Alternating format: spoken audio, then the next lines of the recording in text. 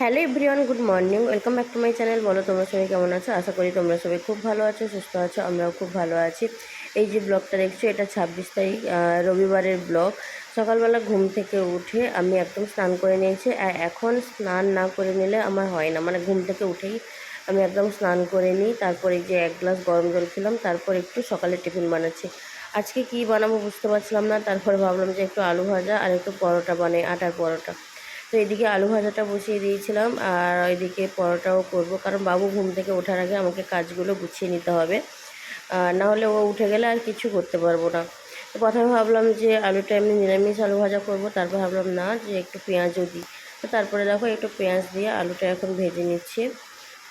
তারপর এই যে একটু আটা মাখাবো। আর রবিবার বলে আমি এরকম ব্রেকফাস্ট বানাচ্ছি, কিন্তু অন্যদিন এইভাবে আর ব্রেকফাস্ট বানানো হয় না। কোনোদিন মোস্টলি ওটস এইসব খেয়েই এখন কাটে। তারপরেও ওয়েট কোনোভাবেই কমছে না। আর আমাকে টোটালি ডক্টর বলে দিয়েছে মানে ডায়েট করতে, মানে খাবার দাবার চেক করতে, কারণ আমার ওয়েটটা অনেকটা বেড়েছে বাবু হওয়ার পরে। কারণ এরপরে হলে পিসিওডির প্রবলেম চলে আসবে, মানে ওই দিকে এগোচ্ছি বলতে পারো একদিক থেকে। তো অনেক প্রবলেম চলছে এখন। তো যাই হোক, বাবু যখন পেটে ছিল তখনও লাস্টের দিকে এমন সব প্রবলেম হলো, যার জন্য ও খুব তাড়াতাড়ি হয়ে গেছিলো। ডেলিভারি তো ঠিক আছে, কিন্তু আফটার ডেলিভারি মায়েদের যেসব সমস্যাগুলো থেকে যায়, তো ওইগুলো ঠিক করতে না প্রচুর সমস্যা, মানে প্রচুর টাইম লেগে যায়। আর তার উপরে দেখো তুমি বেবির কেয়ার নিয়ে, বেবির খেয়াল রেখে তো আর নিজের সেরকম যত্ন নেওয়া হয় না। ওই কারণে প্রচুর ভুগতে হয়। আমিও সেই একইভাবেই ভুগছি।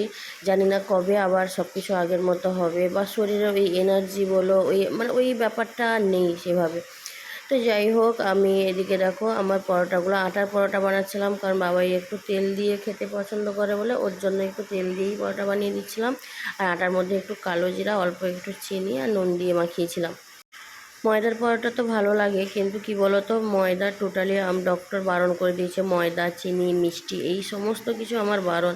তাও হয়তো পুরোপুরি আমি সেই রকম ডায়েট বা সেই রকমের শুরু করতে পারিনি, তবে চেষ্টা করব ওইভাবে আবার ডায়েট বলো এগুলো সব কিছু মেনটেন করে চলা। কারণ আমি একটা জিনিস বুঝেছি, মানে বেবি হয়ে যাওয়ার পরে যদি ঠিকঠাক মেনটেন না করে চলি না, মানে ওইভাবে টিকতে পারবো না।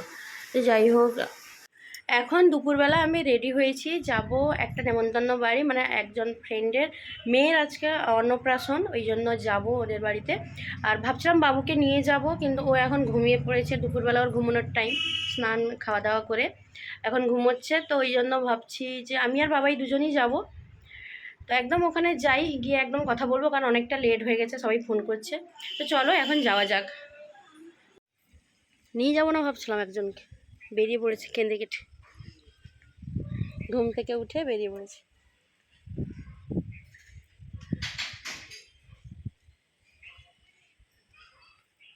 এই যে গলা, বাবা গলাটা ছাড়ো, এখন আর না কিছু পরা যায় না, যাই পরবো এই নিয়ে মুখে পুড়ে দিবে, টানবে। ছাড়ো ছাড়ো ছাড়ো।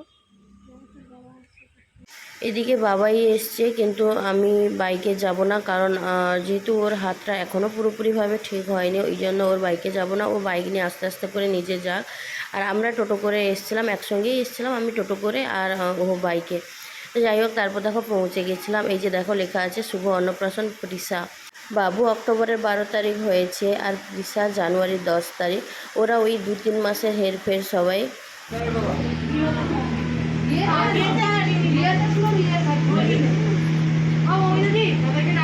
তারা গেছে, খেতে চলে গেছে। আমি গেছিলাম, কাঁদছে বলে পালিয়েছি। হ্যাঁ হ্যাঁ, তারা খেয়ে আসুন।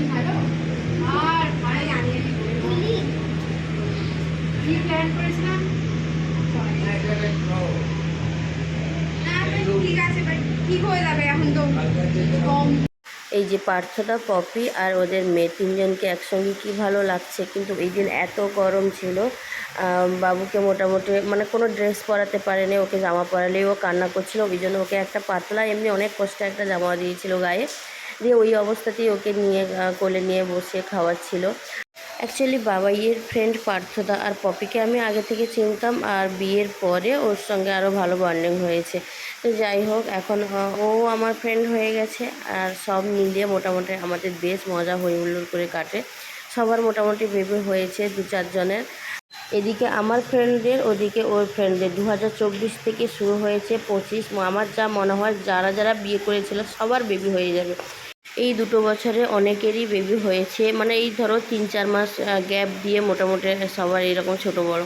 তো যাই হোক, তারপর সবাই খেতে চলে গেছিলো, আর ইনি এত কান্নাকাটি যে আমি ওকে কোলে নিয়ে বসছি।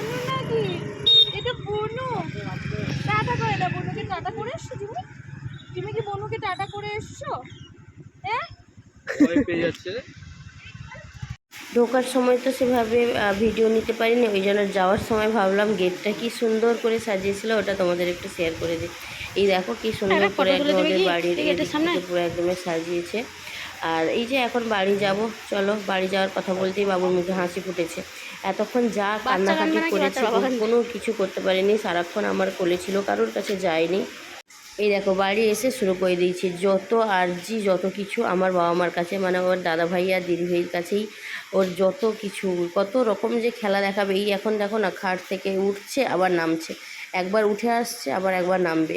এবার কে বসে থাকবে বাবা, এরকম করে বসে থাকবে। আর যে কোনো সময় কোনো দিকে খেয়াল না করেই না খাট থেকে এইভাবে লাফ দিয়ে দেয়। ওই জন্য মানে এত চোখে চোখে রাখতে হয় ওকে। এই দেখেছো এই কীরকমভাবে পড়লো। তো যাই হোক, আজকের ব্লগটা এখানে এন্ড করলাম। ব্লগটা কেমন লাগলো অবশ্যই জানাবে। ব্লগটা যদি ভালো লাগে প্লিজ চ্যানেলটাকে সাবস্ক্রাইব করে দিও। খুব ভালো ভালো ব্লগ আসবে এখন। তো সবাই খুব ভালো থাকো, সুস্থ থাকো, নতুন একটা ব্লগের জন্য ওয়েট করো। সবাইকে টাটা। অর্ধেক উঠে আবার ঝুলে দাদা ঘষলে পালিয়ে যাচ্ছে, নেমে যাচ্ছে।